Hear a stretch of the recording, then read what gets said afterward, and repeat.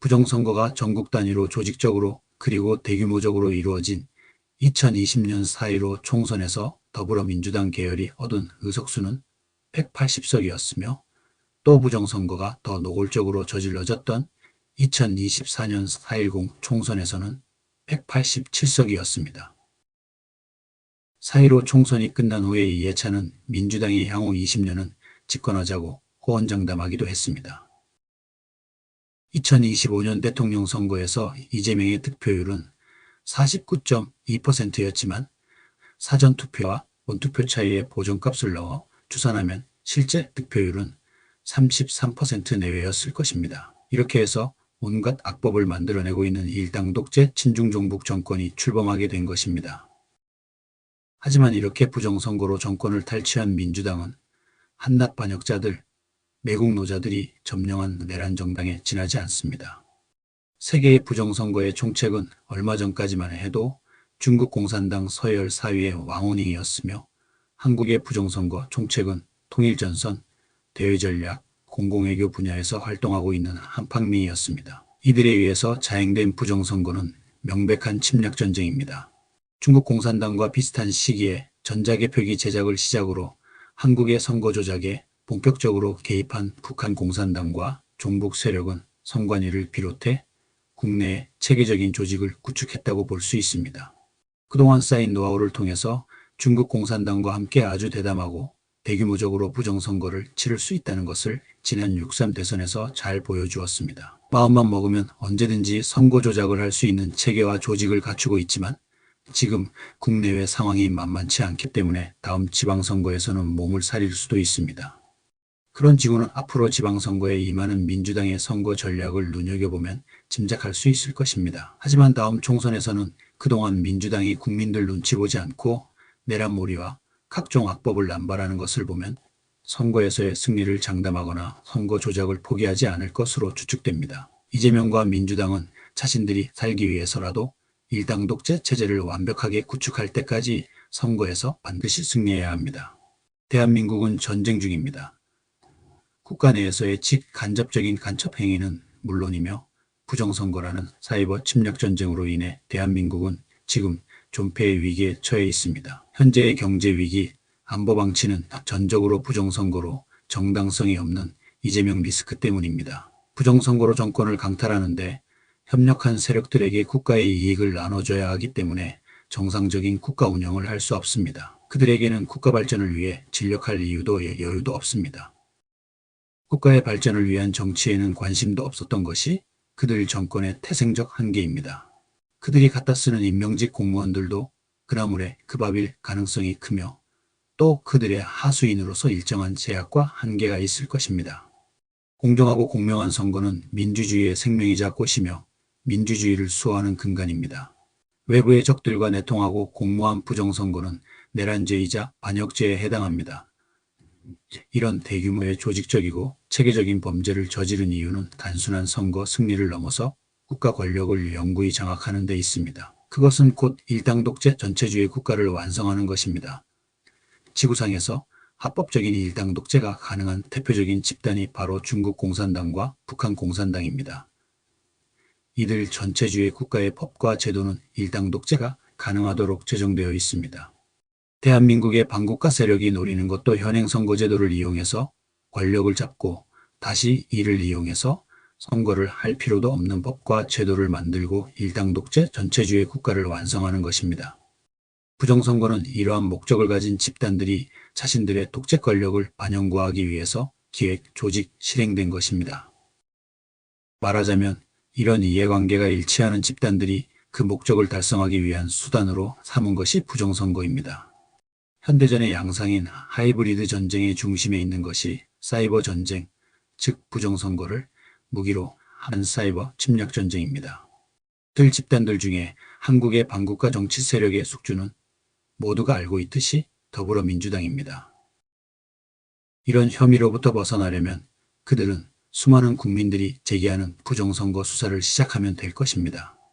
부정선거를 수사하는 특검과 부정선거 전담 재판부의 집행으로 스스로 증명하면 될 것입니다. 그들이 그렇게 할 수 없는 이유는 명약관화합니다. 중국 공산당, 북한 공산당, 한국의 더불어민주당은 모두 독재 정권 유지와 일당 독재를 통한 정권의 영구화라는 공동의 목표를 갖고 있는 조직입니다.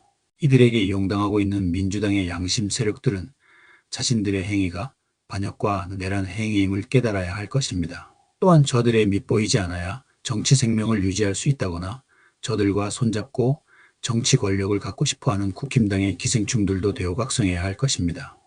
정권을 찬탈하기 위해서 온갖 만행을 일삼는 반국가 세력은 오로지 정권을 찬탈하기 위해서는 저들의 도움을 빌려야만 했기 때문입니다. 오직 이러한 목적을 달성하기 위해서 그들은 부정선거를 통해 국가 전복을 노리는 반국가 내란 집단이 돼버린 것입니다. 이런 정치 세력의 범죄 행각은 해방 이후 특히 대한민국의 정부 수립 때부터 시작된 공산주의 세력들과의 연대를 통해 노골화되기 시작했습니다. 그들의 일부가 외쳤던 민주화 운동도 민주화 구호를 수단으로 오직 정권 찬탈의 목적이 있었습니다. 독재타도 민주화 등의 구호도 정치로 맞벌이 하려는 것이 가장 큰 동기였습니다. 이러한 사실은 민주화가 이루어진 지금 그들이 일삼는 반민주적 행태들이 증명해주고 있습니다. 또한 현재 이재명 정권이 벌이는 그들이 만들어내는 반민주적 반헌법적인 악법들을 보면 알 수 있습니다. 되돌아보면 현재까지 이어져 오고 있는 반국가 세력들의 기본 속성은 맞벌이 정치꾼입니다.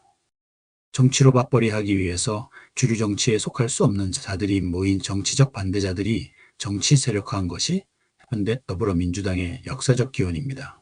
이들이 정권 탈취를 위해서 도움이 필요했으며 또 이들이 벌일 반정부 투쟁을 촉구하는 데 도움을 주었고 또 이용했던 집단이 바로 북한 공산당이었습니다. 민주화라는 구호 아래 정치 자금을 비롯해 반미, 반일이라는 이념파리를 통한 북계와의 연대와 협력은 남한의 맞벌이 정치꾼들의 반정부 투쟁을 통한 정권 탈취의 핵심 역량이었습니다. 그 중에서 부정선거는 대남 공산화 및 남한 내 민중봉기 전략의 일환으로 오래전부터 계획된 사이버 침략 전쟁의 일환으로 준비한 것입니다. 이런 의도는 1대1로 동북공정 등 중국몽을 외치는 중공의 세계 공산화 전략의 핵심 과제인 친중종중 정부 수립 및 한국을 속방화시키는 전략과 맞물리면서 부정선거라는 괴물을 탄생시킨 것입니다.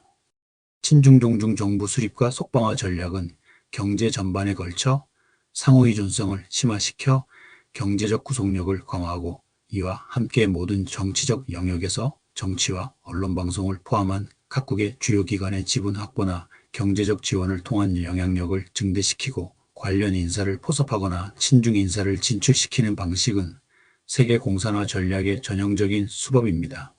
이는 1990년대 이후 남한 내 간첩들을 중심으로 한 대남 공작으로부터 사법, 행정, 입법 영역에서 활동할 수 있는 엘리트 육성 전략으로 전술의 변화를 꾀한 북한 공산당의 전략과도 일치합니다. 특히 입법부를 대상으로 한 선거 조작은 정권 탈취로 맞벌이를 극대화하려는 욕망을 갖고 있는 정치꾼들에게는 엄청난 유혹이었을 것입니다. 다시 말해 이런 유혹에 넘어갔거나 포섭될 수 있는 정치꾼들을 관리하는 가장 효과적인 수단으로 이용된 것이 바로 부정선거입니다. 중국과 북한의 입장을 대변하는 사람들이 그에 해당할 것입니다. 그들은 실리 외교, 균형 외교를 내세우며 중국과의 우호적인 관계를 지나치게 강조합니다. 반대로 국힘당에서 부정선거를 부정하거나 음모론으로 몰아가면서 아예 부정선거를 입에 담지 않으려 하는 것도 반중인물로 찍혀서 선거에서 표적 낙선 대상이 될까 두려워하기 때문일 것입니다. 선거에서 중도로 외연을 확장해야 한다고 주장하는 자들은 당내 입지가 약하거나 낙선 대상이 되지 않으려 하거나 아니면 이미 자신들의 당락이 중국에 달려있는 가짜 국회의원이라고 볼 수 있습니다. 중국 공산당의 통전 공작의 일부라고 볼 수 있는 전자개표기를 이용한 투표 조작과 개표 조작은 물론이며 SNS와 댓글 조작을 통한 여론전, 언론 조작을 통한 사이버 침략 전쟁만이 아니라 공산당의 지시를 맡고 있는 국내의 중국 유학생, 화교들, 재향관변단체, 심지어는 범죄 조직 등을 동원한 선거운동이나 각종 시위도 사이버 전쟁과 연동된 침략 전쟁, 즉 하이브리드 전쟁의 일부입니다. 중국식 표현을 빌리자면 초안전인 것입니다. 침략자들과 공모하고 협력하며 내통한 국내 반국가 세력들, 나라를 망쳐먹으며 자신들의 이속만 채우는데 혈안이 되어 있는 국내 정치꾼들 자신들의 밥벌이, 돈벌이, 앵벌이 정치를 영속화하기 위해서 정권을 탈취하고 권력을 찬탈하기 위한 수단으로 획책한 것이 부정선거입니다. 부정선거는 중공이 세계 공산화 전략 전술, 북한의 적화통일 전략 전술의 일환으로 조직화되면서 남한의 반국가 세력들과 결탁함으로써 자행된 것입니다. 한국의 부정선거의 경우에 한정하면 중국 공산당과 북한 공산당의 선거 개입은 어제 오늘의 일이 아닙니다. 먼저 중국 공산당의 선거 개입과 관련해서 그 뚜렷한 징후를 서로 체제를 달리하는 한국의 더불어민주당과 중국의 공산당이 맺은 당교협약을 생각해 볼 수 있습니다. 2019년 7월 10일에 체결한 더불어민주당과 중국 공산당의 당교협약 혹은 정책교류협약에 주목할 필요가 있습니다. 체제가 다른 중국 공산당과 자유대한민국의 정당 간의 협약이 무슨 의미가 있겠습니까? 이 협약은 민주당 산하 싱크탱크 민주연구원이 CCP의 중앙당교와 맺은 것으로 정기 상호방문, 공동연구 및 세미나, 교육 및 정책교류 등이 포함되었습니다. 당시 협약을 맺은 인물 중 하나는 민주연구원장이던 양정철이었습니다. 양정철은 2020년 4.15 부정선거의 주역들 중에 핵심 인물입니다. 이에 대해서는 다른 기회에 다루도록 하겠습니다. 부정선거를 저지르고 국익을 공범들과 나눠먹고 국가와 국민의 주권을 팔아먹은 자들은 불안한 나날들을 보내고 있을 것입니다. 가급적 자신들의 만행이 먼 훗날에나 밝혀지기를 노심초사하며 한동안 이러한 부정한 짓들을 계속할 것입니다. 당장에 벌어질 참사를 막기 위해서라도 부정선거 선거 조작은 더욱 과감하게 할 수밖에 없을 것입니다. 그리고 가장하면 중국의 속국에 되어 영원히 자신들의 안위가 보호받기를 원할 수 있습니다.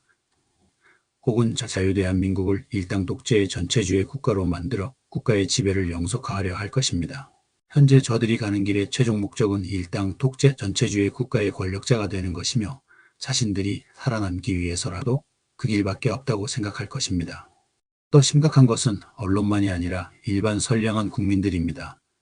저들은 자신들이 장악한 언론을 이용해서 끊임없는 선전선동을 이어갈 것입니다. 이들 부정선거 음모론, 불법 계엄이니 하며 내란몰이하는 저들의 기만술에 이용당하지 않아야 할 것입니다.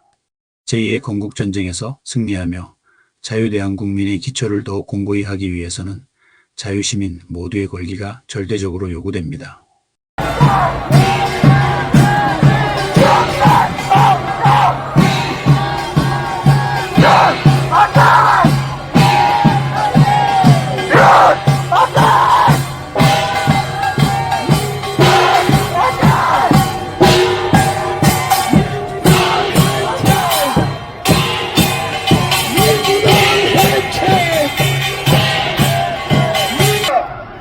대통령!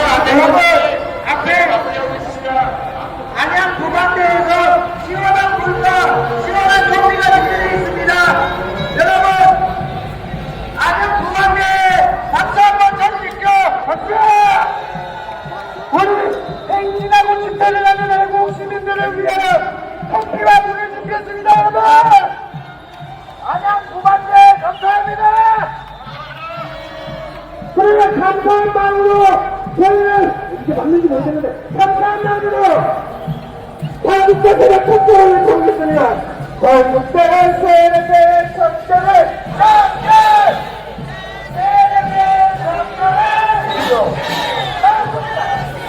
여러분, 행진은 여기까지 마무리가 됐고요. 앞쪽으로 가시면은 대표님께서 제시가를 다 묻어가지고 감사하겠습니다.